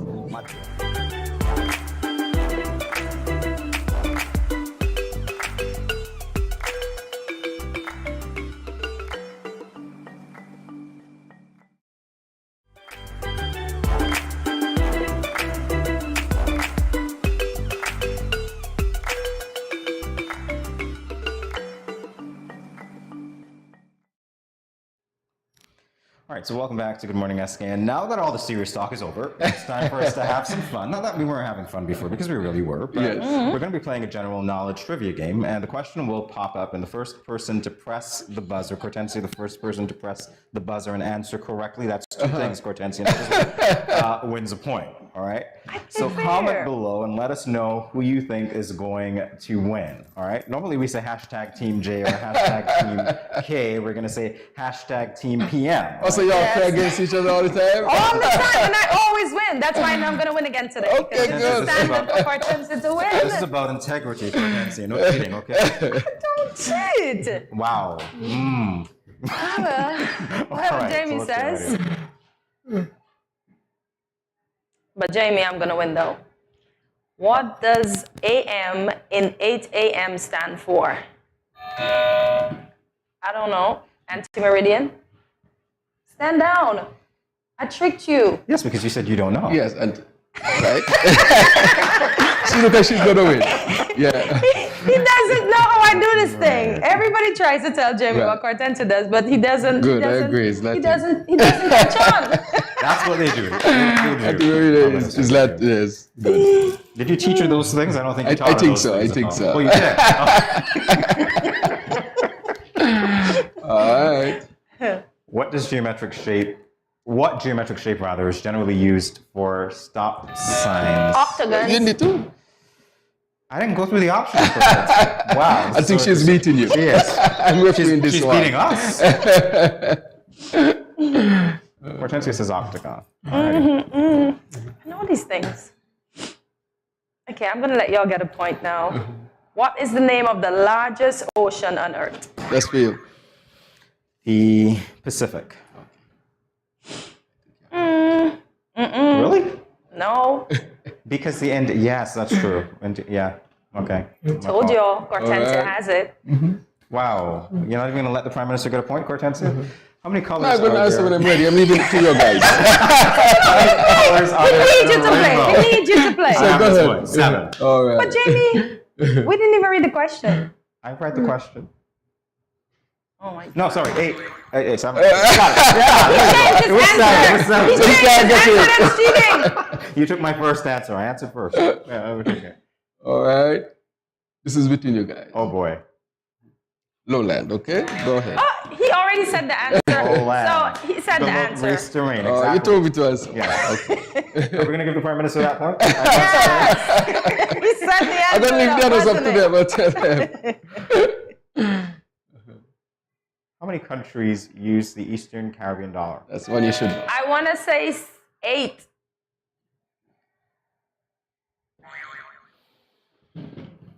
Hortensia, I think you're right. I'm just going to go 10. But Angola still doesn't. Yeah, I thought you were right. Including the colonies. Yes. Right. So she's right. Yeah. All right. Told you I got this. On which island would you be if you had just landed at Princess Juliana International Airport? Cheater. St. Martin. Right. So he's right. Got it. I guess the PM is being the judge since he's not playing again. I told him. No, I'm letting you all enjoy it. Go ahead. Which island has a sightseeing train? St. Kitts. The only one, right? He's trying The only one. The only one. I'm following you, Hortensia. The only Hortensia's one. taught Good. me how not to read the question. All right, so we'll take 2 more. All right, we'll take 2 more. How many teeth are there in the adult mouth? 32. Good. All right. It's biology, Hortensia. I didn't fare I'm the well judge at of this biology. game. I'm letting you all I realized that. All I right. realized that. So we take 1 more? In what year was Robert Llewellyn Bradshaw born? 1916. That's for you. No, you can't tell them. 1916. Well, I said it first. I buzzed You did it. I think you all may not know that one. That's why I answered that. No, we do. No, we knew that Oh, one. you all knew that one. We actually had the person that wrote the book on him, Okay. so we knew that one. Whitman? Yes. Okay, Whitman Brown. Yeah. Okay, good. Right. So that one I thought would have been hard for you all, that's why. But it seemed like you all knew that one. Yes. All right? So thank you, Prime Minister, for Yes. joining us today. It's been our pleasure. Who won? Yes. Who Good, won? good. It has to be me I that think won. you won. Yes, it has to be me. It has to be me. Jamie tried his trickery, but it didn't work in his favor. How about this? We'll give you the totals when we come back from this break. And we'll let the Prime Minister get along with his business. Thank you so much. All right. So I Thank you want for to say that this is the last segment? Yes. Good. Yes. So I want to say it was a pleasure being here. Pleasure Even having you. enjoying you all, watching you all play this game. And I hope that you would enjoy some others. I'll tell them come here and tell them to participate. Yes, Thank you please so do. much. All Please right? do. Appreciate Yes. it. Yeah, it was interesting. So I'm saying to St. Kitts and Nevis, good morning. And I'm encouraging you to stay in tune. To Studio 327. 27, yes. Thank and you. Good Not Morning 327. SKN. No, 327. All right, thank you. All right, thank you. All right. We'll be back in a moment, guys. Good. Thank you. Children, how can you tell a tsunami coming? Teacher me. Sammy?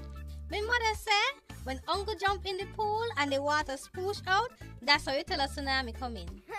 Settle down, children. Settle down. Do you remember our tsunami song? Yes!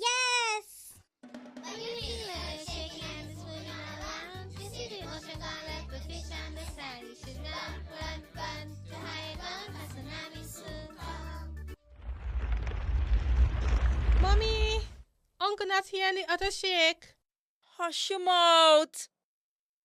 Daddy, uncle not here and the sea gone. Who cares? You don't see all them free fish? Quick, give me the bag. This is how you tell a tsunami I come. Teacher says so. I would have failed in school, you know. Sammy, come, let me go. They would have failed anyhow. Let me run, see Sammy.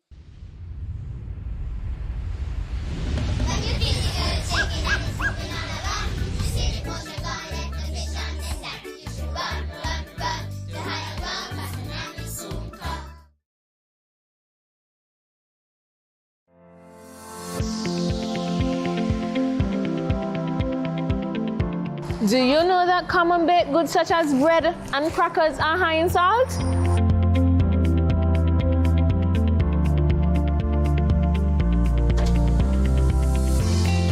Get salt smart.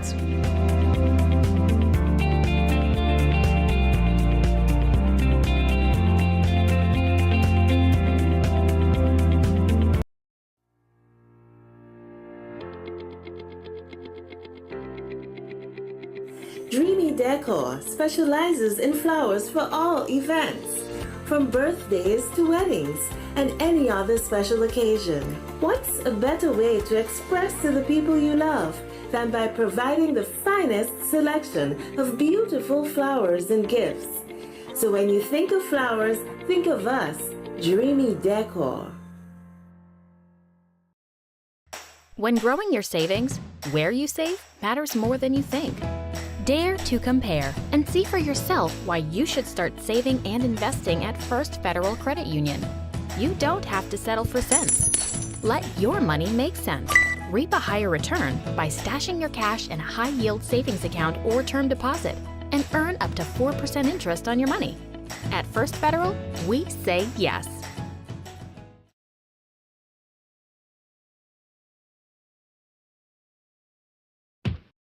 Where are you going? I just mopped the floor and now the chair leaving marks all over the place.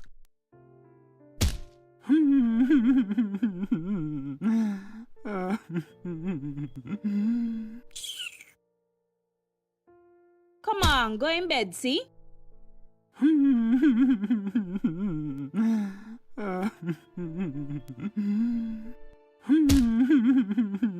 Sometimes I just can't take you on. Violence is expressed in many ways. Most, unfortunately, go unreported or unaddressed for many reasons. If you or someone disabled is being abused, contact the police at 465-2241, social services at 467-1314, or the St. Kitts Nevis Association of Disabled Persons at 465-2151, 663-9077, or 663-4116. This message was brought to you by the Department of Gender Affairs in collaboration with the Pan American Health Organization, PAHO.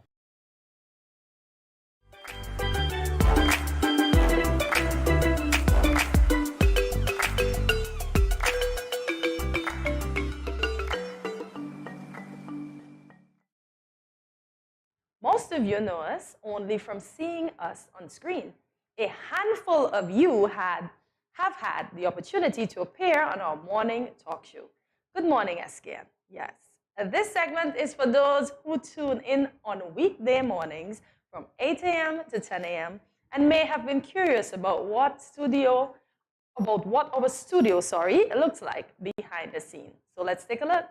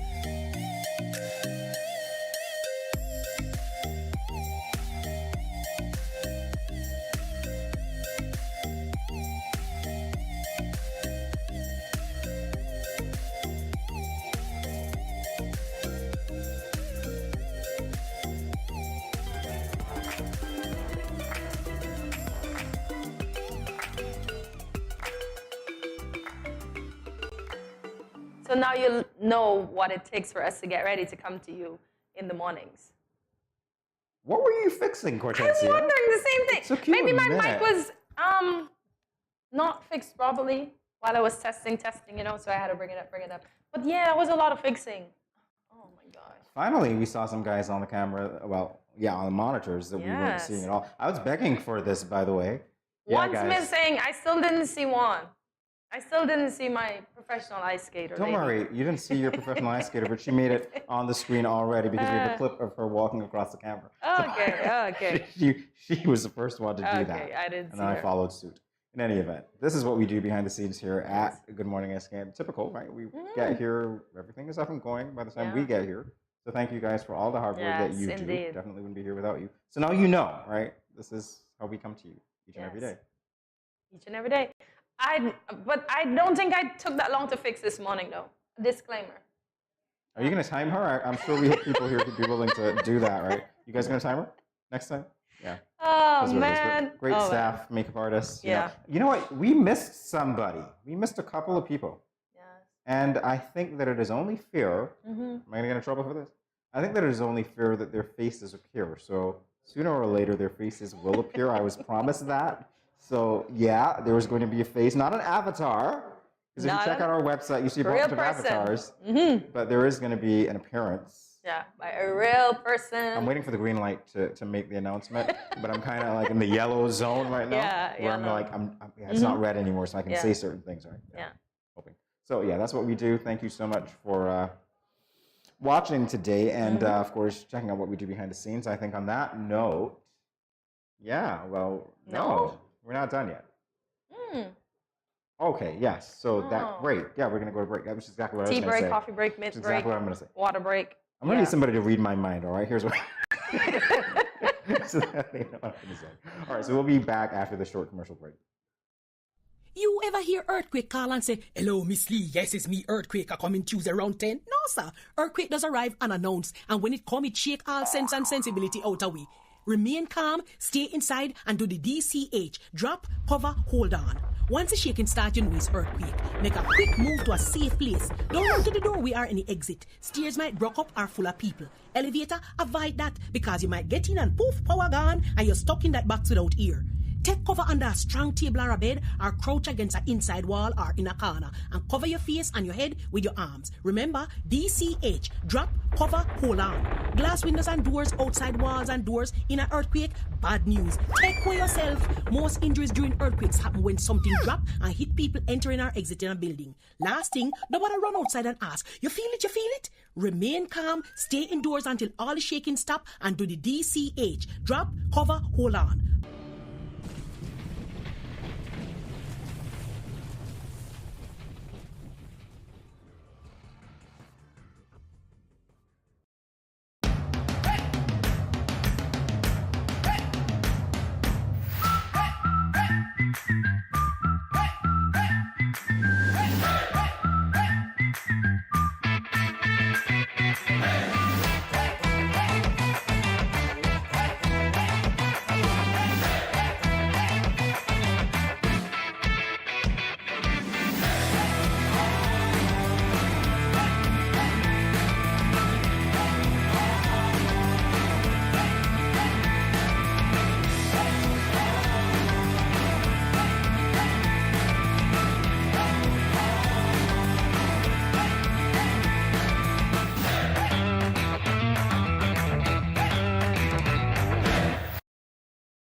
Welcome back to Good Morning SKN. It is time to let you know what is happening. Yeah, this is the segment that we call What's Happening. So here is the first one, Seniors Food Presentation. Seniors are invited to a food presentation and demonstration event on Thursday, October 20th at the St. Peter's Community Center in continued celebration of the month of older persons. Activities will include cooking and dish tasting. Okay, this one is going to be great. Cooking trivia games. You're not going to be there, so it's going to be greater for them. And the opportunity to win various prizes. A special presentation will also be made by the Department of Agriculture Agro-Processing Unit. And for inquiries or requests for transportation, you're asked to contact telephone number 760-3555. That's 760-3555. You know, never know. They might need a taster before they feed the seniors, man. I just want to know what kind of dishes they're going to prepare. This I is know. going to be really interesting. And it's really Healthy good that they're ones, I'm engaging sure. them. Yeah. Good thing that they're engaging, the older persons. It is a month of the older persons. Yes. And I somehow forgot that because there seems to be so many other activities this month. I know, you know this what I mean? month is packed, huh? Yeah. Breast cancer, we have infant loss awareness, we have dyslexia, we have month of the elderly, something We had a else. few days in there as well for poverty, of course. And, Yes, look at that. Menopause. And menopause as well. Oh my gosh, this October is really bad. Yeah. So October is the packest month of the year. You want to say that? No, I'm not going to say that because I don't know what the other months have yet. We're going to find out as you keep watching. I think October is. So we continue now to let you know what's happening. SPACs, the Sandy Point Agricultural Cooperative Society, is hosting 2 major events as part of World Food Day week of activities. Saturday, the 22nd October, SPACs, food fair with a rabbit fest and cook-off at the Eco Park from 2 p.m. until on Sunday, the 23rd October, farmers retreat at the Manhattan Gardens from 4 p.m. So maybe that one I can go get food and nobody will tell me I can't get food. Or, who's going to tell you you can't get I can be a judge. I can actually taste the rabbit stew. How about that? You want us to go and be judges? How about that? We can taste rabbit No, stew I'm for fine free. where I am. Rabbit Trust stew me. for free. Me and you. I'm fine where I'm looking at the ingredients though that they have there. Is that the ingredients? Is that what that is? The ingredient is No, that's not sweet the potato ingredients. cook-off. That's not No, ingredients. I think that's the. Those are the events, the highlights. Okay, you see I saw the bottom half of it. That's why. So Thank you highlights. much for Sweet bringing potato that up. cook-off. Yes, he did mention that. So I wonder if they're going to have everything sweet potato. And you do realize they're keeping along the lines of. Tourism? No, the food. What is it called? Oh, I'm not getting the word. Remember, we normally have this food thing, and I think sweet potato was a featured. The tourism thing. Yeah. Yeah. Restaurant week. Restaurant week. Yeah. Yes. That's They're what I keeping along the lines of that. So they have the sweet potato cook-off. They have an animal corner. I guess you can go and pet the animals. Molly's production. Well, Chicoutang Organics. So Anastasia's out there making it. Herbal medicine, rabbit festival. I wonder if they're gonna have rabbit games. You know, in Tobago they have this goat festival where they race the goats. I always They wanted race to the go. I goats. never got to go. I would have loved to be racing a goat. Okay, yeah, racing. And the visual, it's a visual for me, right? It's a visual. Listen, I It's a saw it and I visual. had so much fun watching it because sometimes the goat outrace their owners. Okay, race the goat. Mhm. Interesting. Yeah. Alrighty. Well, Hey, I won't tell listen. you We what should. political looks we have here now. I won't tell you that at all. Racing That's a it? goat Racing sounds the fun. goat. All right. You know, we should have a race the animal event. So we race pigs, we race the goats, we race the horse, we race the sheep, we race the chickens. Yeah, a whole event. Yeah. I hope the agriculture department is watching and Shaira will take my idea into consideration. Race the animals. Race the animals. Maybe we can even race the fish. I think we'll stick to raising the animals and not racing the animals. But hey, I don't know. They don't want. They don't want to take my ideas. All right. So yeah, a really good show today. I find indeed. that the interview with Dr. Ferdinand was informative. Very Very informative. comical as well. I have to say. Yes. Yes. And the Prime Minister actually was very neutral. Right there in the Very, middle, not participating in the very. game at all. Interesting. But I know. fun. As he said, he was Fun being the anyway. judge. Yeah. Maybe he figured he'll know all the answers and he probably would have been my competition. But the Prime Minister ought to know I got the brain. And by the I have way, the psychology. Jamie cheated today. Did y'all see that? And then he claimed he got it from me. But that's not cheating. That's reading ahead and pressing the buzzer before anybody so else technically you just contradicted yourself because I didn't cheat. Based on what you said last. Because I have to defend And myself. you should know that I won the game, even though the points were not there. Hortensia would not tell you that because you know how she is when she does not win. So, I'll say I'm it a good quietly. sportsman. I'll I say it normally quietly. say, Jamie, congratulations. But today I'm going to say, Jamie stole my method of winning. So I can't congratulate him. So I have to go back to the drawing board and get a new method to take my crown back. Wow. Yeah. Do you realize how her voice drops when she says congratulations, but if she wins, it just goes up a couple of octaves? It's louder. The decibel meter is going off the charts a little bit. Anyway, that's not what we're talking about today. You're very quiet all of a sudden. All right, we want to thank you guys for joining us for another edition of Good Morning SKN today. We're inviting you back tomorrow, of course. Remember to follow us on our social media platforms, including Facebook and YouTube. The handle is Studio327INC, Studio327 Inc., that is. And of course, on Instagram, our handle is Good Morning SKN. So you can reach us there. Remember to like, subscribe, follow, and share. And again, the website should just come up across the screen. So check us out online at www.studio327inc.com. Studio327inc.com. There are all of the details. Right at There Jamie's you go. head. Right at there. Jamie's head, yes. And join us every morning where we have fresh and topical content for you. And be a part of our Caribbean Connections. Remember, every Friday we have Caribbean Connections here on Good Morning SKN. Share the word. Tell your friends. Tell your family. Tell anybody. Even your animals can end up watching the TV as well. Yes, we have to include everybody. Yeah. And this is where we invite you to always leave us a comment and let us know what was your favorite part of today's show. Contact us and let us know who you'd like to see on the show. Yes, we're getting you involved, GMSKN Nation.